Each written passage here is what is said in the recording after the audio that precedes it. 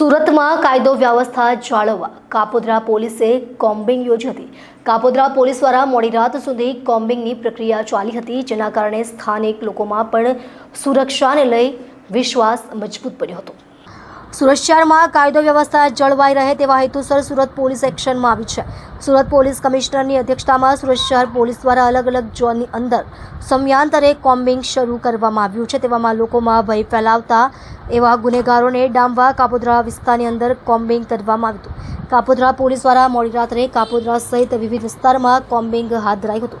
કાપોદ્રા પોલીસે 100થી વધુ પોલીસના કાફલા સાથે આ કોમ્બિંગ યોજી હતી, જેમાં અગાઉ ગુના આચરનાર તત્વો સામે કાર્યવાહી हाथ धरी थी। आज कपोद्रा पुलिस स्टेशन के विस्तार में जोन 1 की कंबाइंड कॉम्बिंग एक्सरसाइज का आयोजन किया गया, जिसमें हमने सारे एरियाज़ में फुट पेट्रोलिंग किया। ये फुट पेट्रोलिंग इसलिए किया गया ताकि कोई अनिच्छनीय बनाव ना बने और पुलिस का प्रेजेंस जनता में दिखे और जनता ताकि कॉन्फिडेंट रहे कि पुलिस उनके साथ खड़ी है।